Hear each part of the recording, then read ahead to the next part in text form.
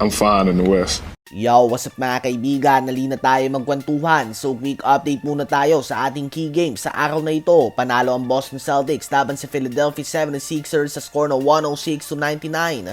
19 points si Derrick White, 19 points din si Malcolm Brogdon, 15 points in 18 minutes si Blake Griffin at 12 points, 8 rebounds and 9 assists si Jason Tatum. Sa Sixers naman ay 28.7 rebounds si Joel Embiid at 26.11 assists si James Harden. Si Jaylen Brown din pala ay inanunsyo ng out sa All-Star Game dahil sa injury. Isa sa mga inaasahan na papalit sa kanyang pwesto ay si James Harden o kaya naman si Jalen Bronson. Panalo naman ng Portland Trail Blazers laban sa Golden State Warriors sa score na 125-122. 33 points, 10 rebounds and 11 assists triple-doubles si Damian Lillard at 22 points naman si Jeremy Grant.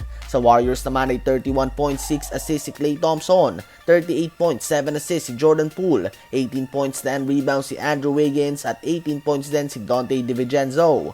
At nakuha naman ng Dallas Mavericks na walang Luka Doncic ang panalo laban sa Los Angeles Clippers sa score na 110-106. 24 points, 4 rebounds and 5 assists si Kyrie Irving sa kanyang Mavs debut. 18 points, 5 rebounds and 6 assists din si Reggie Bullock. 19 points, 4 rebounds and 5 assists si Tim Hardaway Jr. at 14 points si Green. So solid first game nga para kay Kyrie sa Mavs mga kaibigan. Nananatiling question mark kung paano ba sila magiging epektibo ni Luka Doncic sa ngayon. Well, kanina nga ay ginulat ni KD ang lahat matapos na makompleto ang trade niya patungo sa Phoenix Suns kapalit si Cam Johnson, Jay Crowder, Mikal Bridges at sandamakmak na mga draft picks. Isa nga itong galaw na hindi inaasahan ng madami, at least hindi ngayon o ganito kabilis. Dahil isa nga itong deal na hindi ganun kabilis magawa dahil big name player nga si KD. Ganun pa man, heto na nga tayo ngayon at nabuo na ang bagong Big Four ni Chris Paul, Devin Booker, Kevin Durant at DeAndre Ayton. At dahil dyan ay biglang umangat ng Phoenix Suns sa number 1 sa mga teams na inaasahan na magkampiyon ngayong season ayon sa mga betting odds. Nang matanong nga si Kyrie tungkol sa pagkakatrade ni KD ay tinatrabaho na daw ito matapos pa lang ang kanilang unang taon sa Brooklyn. Siya nga daw ay hindi natiyak sa Nets matapos pa lang ang unang taon dahil sa mga pangyayaring behind the scenes. Ultimately ay masaya daw siya para kay KD na nakaalis na siya sa Brooklyn Nets. So ayun nga po mga kaibigan ang pahayag ni Kyrie Irving tungkol sa pagkakatrade ni Kevin Durant.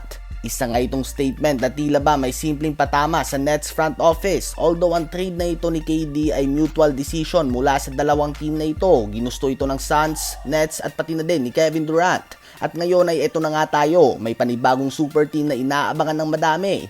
Bukod sa kanila ay isa pang team na inaasahan na madami na posibleng lumakas pa ay ang Los Angeles Clippers. Kapag natuloy nga ang buyout ni Russell Westbrook, bibitawan na ng Clippers si John Wall at kukunin nila ang former MVP kung pumayag din dito si Westbrook. At ngayon nga ay lumakas ang Phoenix Suns at Dallas Mavericks. Inaasahan na lalakas din ang LA Clippers. Nag-improve din ang Los Angeles Lakers. At ang tanong ngayon ay kamusta ba si Ja Morant? Okay pa ba ito? Dahil sabi niya nga ay I'm fine in the West. Ayon nga kay CJ McCollum ay kasalanan lahat to ni Morant mga kaibigan. So ngayon nga ay napakahigpit na ng tapatan sa West at mas lalo lang ang aabangan ng mga fans ang second half ng season na ito. Ano ba ang masasabi nyo tungkol dito?